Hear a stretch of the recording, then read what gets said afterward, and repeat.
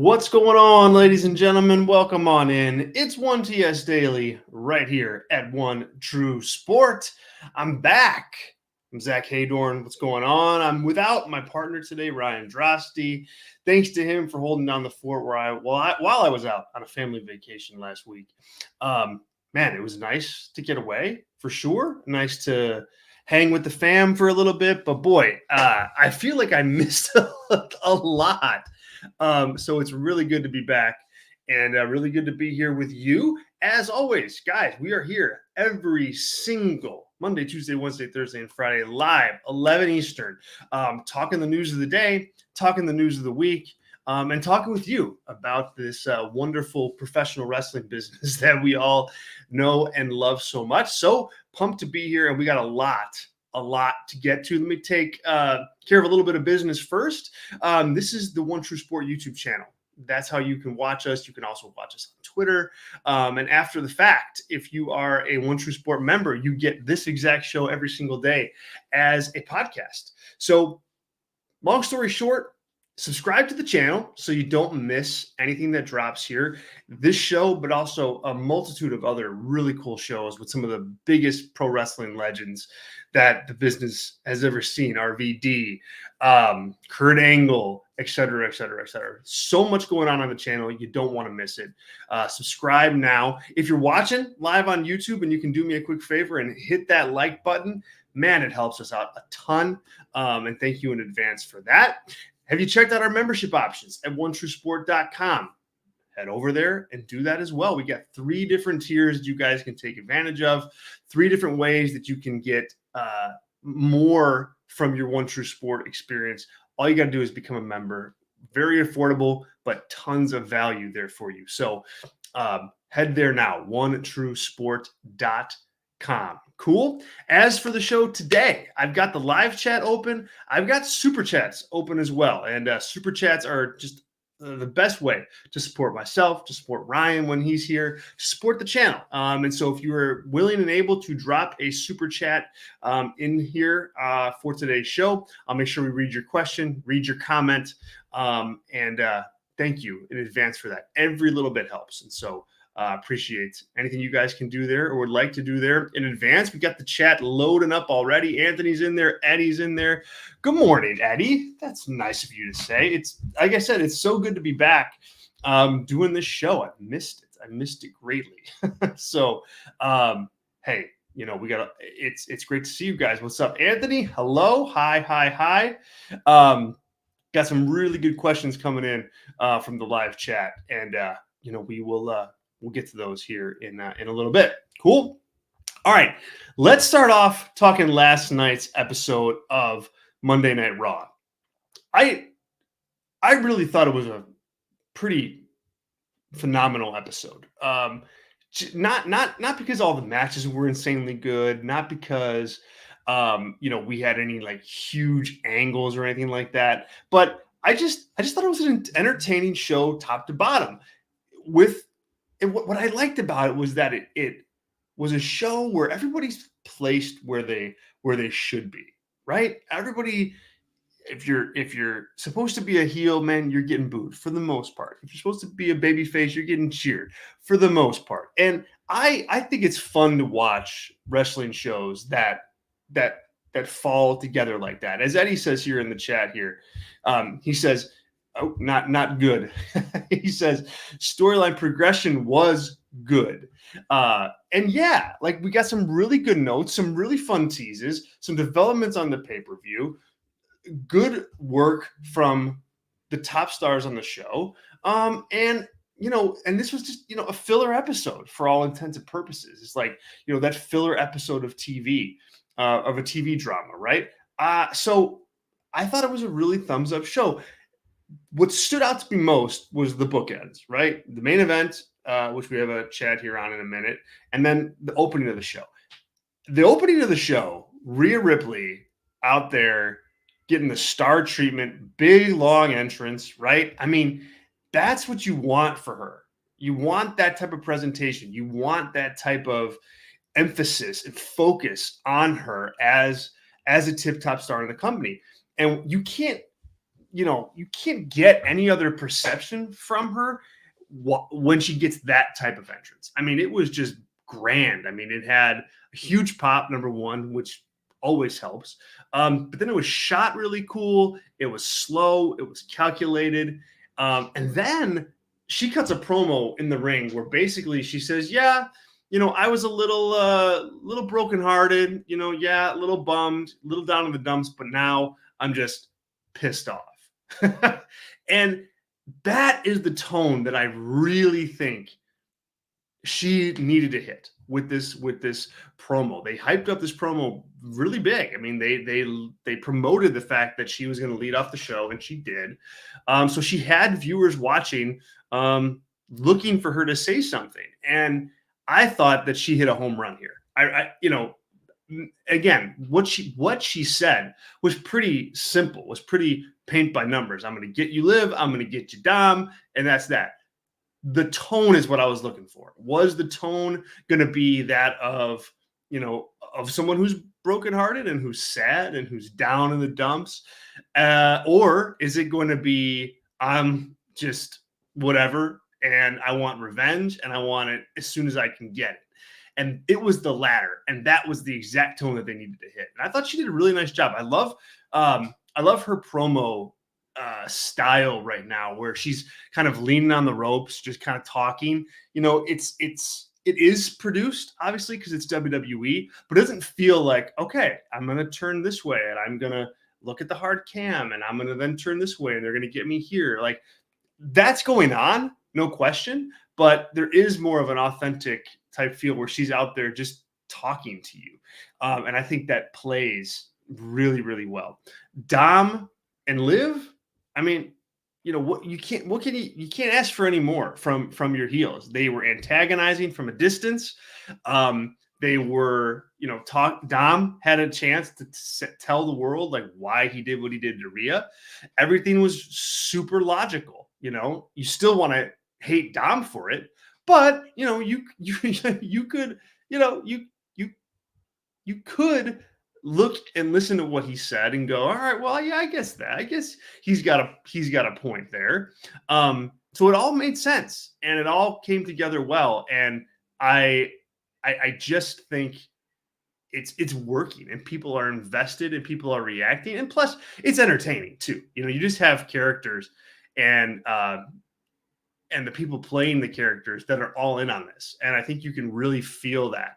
And it makes for hot moments. The other thing they're doing really well here is teasing Damian Priest and Rhea Ripley getting their hands on and beating up Dominic Mysterio and Liv Morgan. Like, they continue to tease that, but they don't quite give it to you. They just aren't quite there with it yet. And that can get old, that can get obnoxious, that can get overdone. But so far, I think they're playing it well, and the pay-per-view is right around the corner. And the big news coming out of last night is there's going to be a mixed tag at the Bash in Berlin show. It's going to be Liv and Dom against Damian and Rhea. And I think that's going to be one of the hottest matches on the show, based on what we saw this week and last week regarding how people feel about this whole angle. So thumbs up to the start of the show. Let's get to the live chat here and see what you guys thought of this show. Andrew jumping in here and saying, hey, Rhea has the opportunity to remove the qualifier female when we as wrestling fans speak about professional wrestling. She has the opportunity to be as big of a star as any male counterpart. I mean, it's a great comment, Andrew, and I really agree with you wholeheartedly.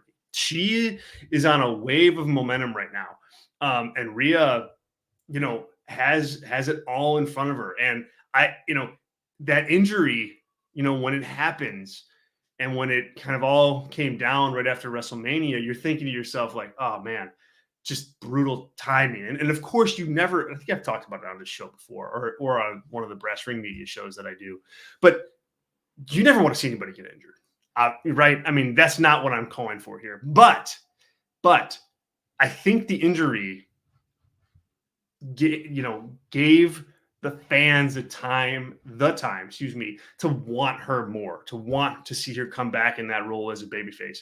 And I think it just kind of refreshed interest in her. And now she has everybody in the palm of her hand when she's out there, and she can work good matches. She's on the chase for the world title, and sometimes being on the chase as a babyface is better. Like, that's a better story than said babyface holding the title and beating off challengers. There's a time and a place for both, but look at Steve Austin. I mean, he didn't have like a long run with the title anytime that he had it, because he was so effective at drawing and so effective at generating fan investment and intrigue when he was chasing the belt. And so I think that is an element here that that's at play with Rhea Ripley.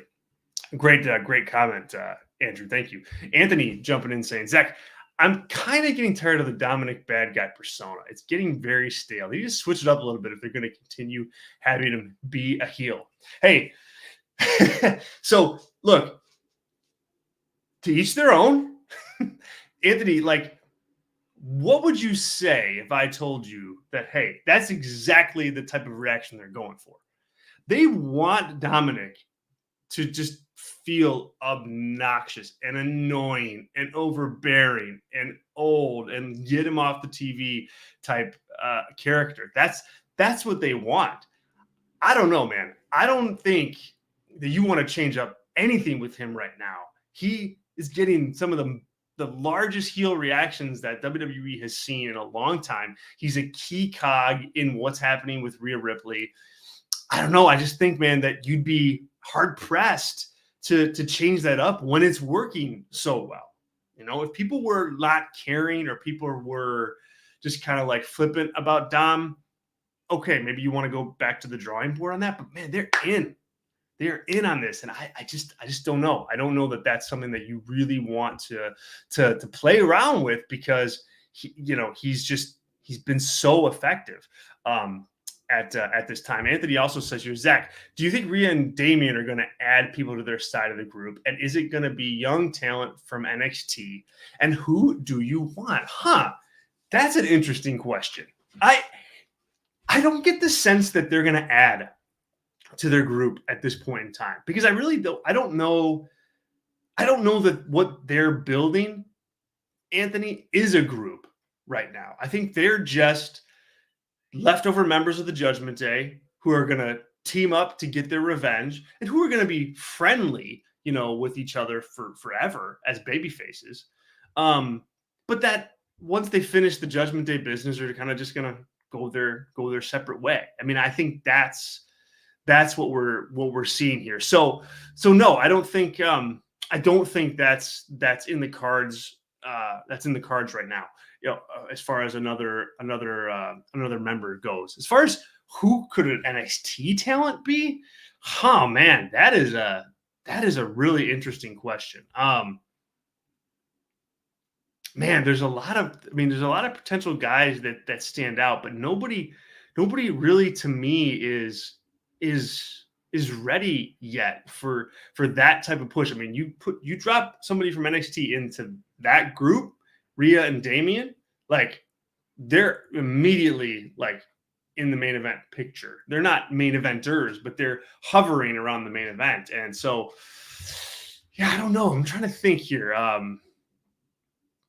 Boy, you know what? I'm going to pull up the roster, and I'm going to actually give you an answer, because that's what we do here on 1TS Daily, man. That is what we do. We don't hedge. And so I'm not going to hedge here either. So I'm pulling up the roster here. Bear with me, guys. Okay. Let's see what we got. So, boy, I mean, you look at somebody like Obafemi.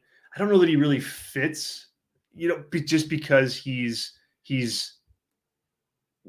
I think the ceiling for him is higher than like being like a background player in something like that. But let me go through the roster here. I'm just scrolling on through. Brooks Jensen, no. Yeah, Eddie Thorpe. That's the guy I was thinking of initially. I was thinking of Eddie Thorpe. as a guy that could, kind of to dip his toe in the main roster water, but not have to carry anything. I think he's a good. I think he's just a really strong worker and developmental talent, and he could. I think he can learn a lot by working with those two. So I'll say Eddie Thorpe just to give an answer. Appreciate you, Andy. Thank you so much. Let's see. Did I miss anything else on this topic? We're getting let's see. We're getting a little bit of a debate in the chat on Rhea and China being compared to one another, with Anthony saying I've always compared Rhea to China, but that Rhea has better mic skills. Eddie, not in on that. Saying China's name should never be in the same sentence as Rhea. Rhea has been better at everything wrestling related than the train wreck called China. I think that's a little harsh, Eddie. Right? I mean, I think that's a little harsh on China. I mean, different eras, right? I mean, you can't compare the two really efficienly. And that is kind of a hedge, but it's also 100% accurate. I mean, what China was asked to do and what Rhea is being asked to do are entirely two different things. Now, granted, I don't think China had the same skill set as Rhea Ripley. Clearly, I mean, she can't promo as well, and she couldn't work in the ring as well. But China had a presence, though, man. I mean, she was impactful in her own way, and in a way that was never seen before in pro wrestling. So, you got to put value on China's name, even if she's not an equivalent or an equal to Rhea Ripley in terms of talent. She deserves that, and I believe that strongly. All right, so then also last night on the show we had a main event, 2 out of 3 falls match. Braun Breaker defending the WWE Intercontinental Championship against Sami Zayn. We had each guy get a fall, and then Braun Breaker hit a spear off the top rope at the end of the match to get Sami Zayn jumped off the top rope. Braun Breaker hit a spear out of midair and pinned Sami Zayn to retain the championship. This was the best match that those two have had together. I think the first 2 matches that they had on pay-per-views were pretty disappointing, honestly. You can read my reviews for each of those over at Brass Ring Media. I hope you guys do check us out over there. That's my little shop. We have a Substack where we have all of our written content. You can subscribe for free. Just search Brass Ring Media Substack in Google, and you get all my show reviews, all of my pay-per-view reviews with star ratings and things of that nature. But I was not high on those matches. I thought they were too short and really just had trouble getting out of gear. And so I was excited. Like I said this last night during the show, that this match was kind of like a sneaky big match for Braun Breaker, because who has bad matches with Sami Zayn, right? I mean, like that doesn't happen. And if you're having bad matches with Sami Zayn, it's kind of on you. And I think Breaker needed to have a good performance, and he did last night. He really did. I thought the match was really strong. I agree, Eddie. Great main event last night. Yeah, it is. It was good. It's hard to have a 2 out of 3 falls match in like 16 minutes, which is what they were tasked to do.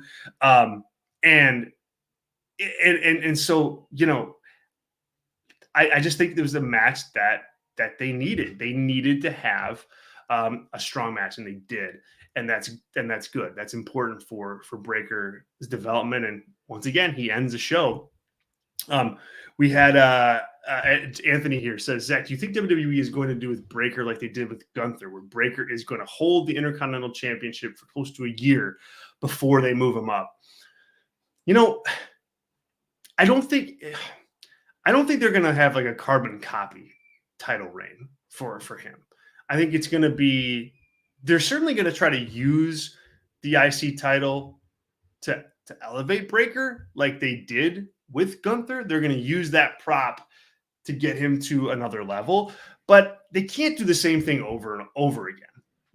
That would, I think, be boring. And really, Braun Breaker is not the same kind of character that Gunther is. Like, I think that there's just more of a unhinged intensity to what he's doing rather than like cold, calculated violence like Gunther. And so I think you want to find a way to like have that title reign do the same thing, but in a completely different way. So does that mean hold it long? I mean, maybe, but does that mean hold it short and then just have some really strong, definitive, big wins over top talent? That's another way to do it. John Cena, we're going to get to him in a minute here. He is going to be retiring next year. You know, Braun Breaker against John Cena, like that's a feud I think that we need to see, you know, at some point in time. I think it's interesting. Last night you saw Braun Breaker, you know, get some babyface reaction. The barks, as juvenile as that might be on the part of Pat McAfee and everyone involved, it gets a reaction. Like he's pulling that reaction out of the audience. So that matters. We'll see how long he can last as a heel, but he didn't talk like a heel last night, and the crowd didn't react to him fully as a heel either. So, real interesting to see where they go on this. Eddie says here Gunther versus Braun Breaker, WrestleMania 41 is an early prediction. That's bold. That is bold, my friend. We'll see. We'll see what happened. Also, Andrew jumping in here regarding Brass Ring Media. He says, subscribed last night. Look forward to the much different perspective than my own. Much love and respect. Dude, Andrew, thank you, man. Appreciate it. I really appreciate not only that you subscribed last night and are giving us a shot over at Brass Ring Media, but the kind words too. And yeah, it's fun. Make sure you jump into the Discord, Andrew, where all of our members hang out. Love to have you there. You always bring a good perspective. So definitely jump in there. And yeah, I would look forward to seeing you around Brass Ring Media. You guys can become a subscriber to Brass Ring Media, again, for free on Substack. Just search Brass Ring Media Substack. You can subscribe to our YouTube channel by just searching Brass Ring Media on YouTube. And we also have a Patreon where you can become a member, an actual member of Brass Ring Media, which has a whole slew of perks. And that is patreon.com/Brass Ring Media. Cool. All right. Let's get to some news here, and let's talk John Cena. John Cena was hitting the interview rounds this morning and yesterday, and broke some news saying that he, on his 2025 retirement tour, is going to work 36 dates in 2025. That's a lot. It's a lot of dates. He says the dates are going to be all around the world. He says that he is going to retire after those 36 days. He says here, he told Comic Book, there isn't a check writer with enough money to change my mind when I hang it up in December. I don't want to continue for ego or financial gain. I built a relationship of trust and authenticity over the years with the WWE, and that's people who think I suck and people who believe in me. They know that I shoot them straight and I'm trustworthy. I mean, when I say, when I'm done in December, I'm done. It is the last time I will perform in a ring.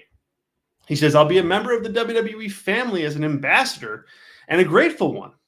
But you will see me wear this suit, not the wristbands, the jorts, the ball cap. That, in December 25, that goes away. And that's the reason why we're putting so much equity and emphasis on this farewell tour. So there it is, John Cena doubling down again on him retiring straight up, when December 2025 rolls around.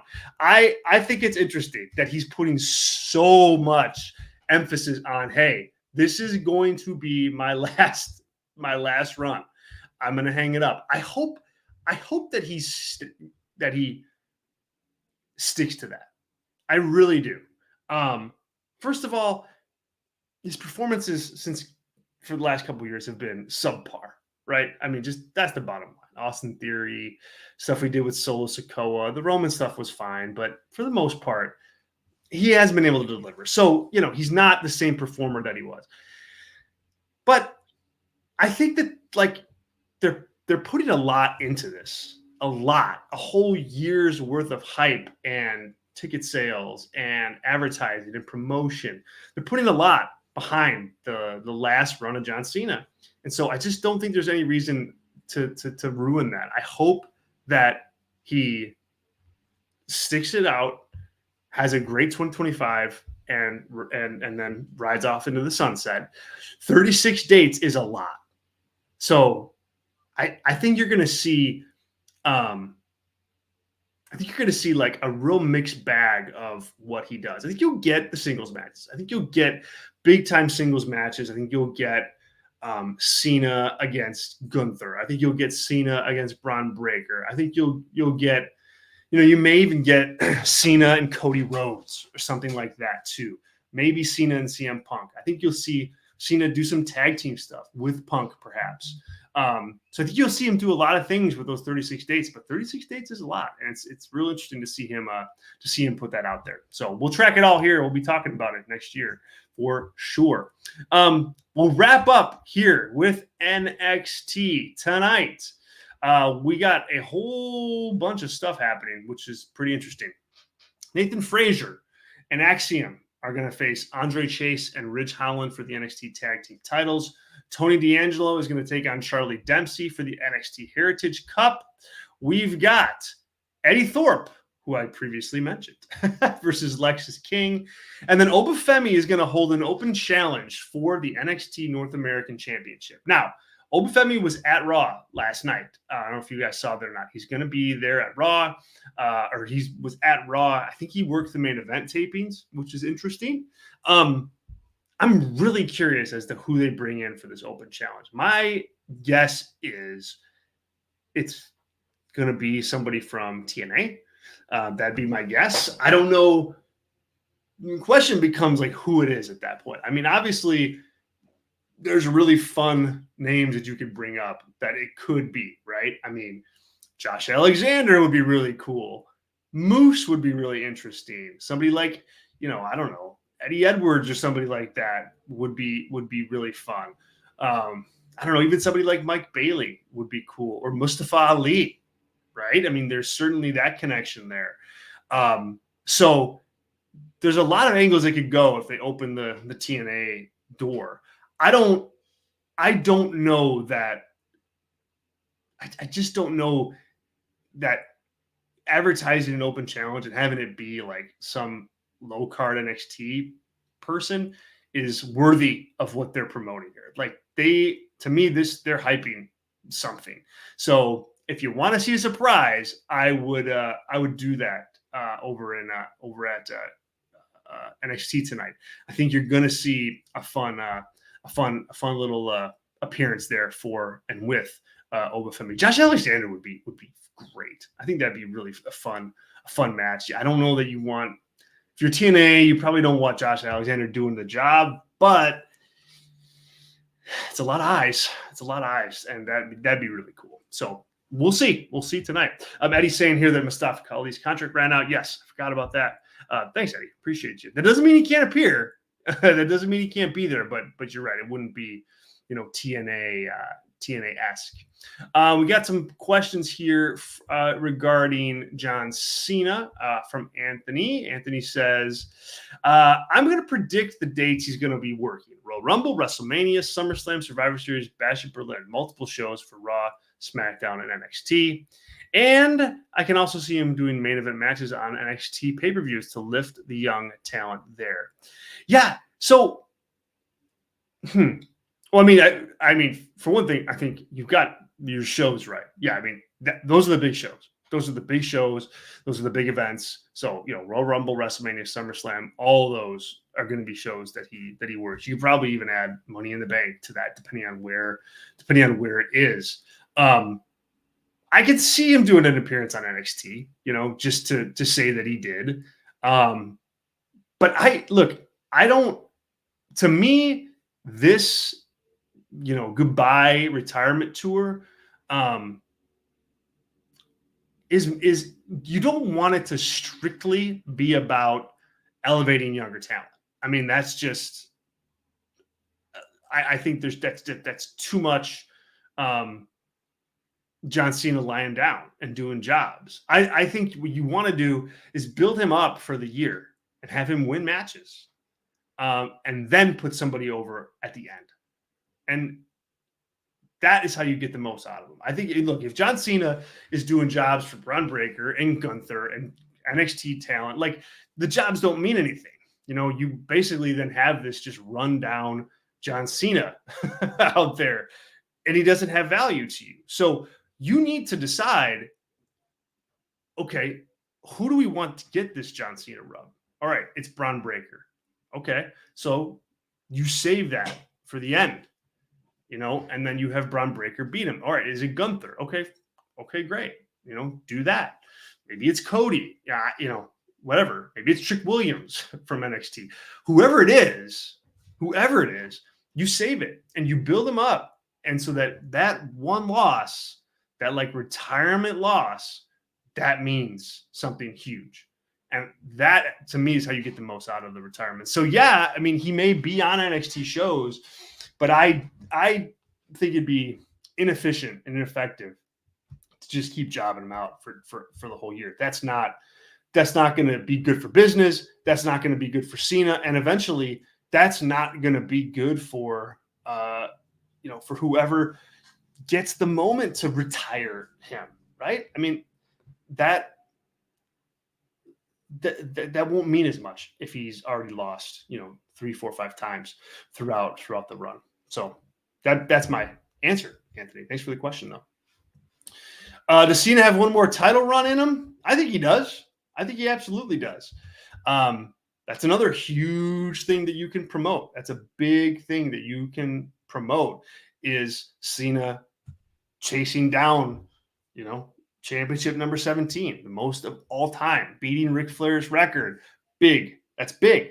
And there's a lot you can sell with that. So, yeah, I think he absolutely does. Anthony says here, but Zach, don't you think the type of guy John Cena is, he would want to lift up the next generation and get them ready? Oh, absolutely. Absolutely. That's why it's part of the reason why he's doing this tour, but that doesn't mean you do it for everybody. You got to pick your spots. And I mean, look, yeah, Gunther's on the main roster, but he hasn't had like a signature. I mean, beating John Cena in a WrestleMania main event or something like that. That's huge. That is career defining. Same thing with Braun Breaker. I still think that those two guys, and others as well, are the next generation. Just because they're not, just because they're on the main roster doesn't mean they're not the next generation. I still think that those guys fall into that category. And yeah, he is going to absolutely want to do that. All right, you guys, we're going to wrap it up there. Thank you so much for being here. I appreciate it. It's really good to be back. Really good to be in the host chair. Thanks to everybody who is watching us live on YouTube. Thanks to everybody who watched us on Twitter. Thank you, Anthony. Thank you, Eddie. Thank you, Andrew, and everybody else who was participating in our live chat this morning. I'll be back tomorrow, 11 Eastern, and we'll talk tonight's NXT, as well as all the news of the day. Make sure you're heading over to onetruesport.com and checking out our membership options. If you can, like this video and subscribe to this channel. And also, as I mentioned, head over to Brass Ring Media. We'll be live this afternoon with a long-form show, one of our flagship shows. We have 2 every single week. I will be on. If you want to hear more from me, just go over to YouTube right now and search Brass Ring Media, subscribe to the channel, and we'll pop right up.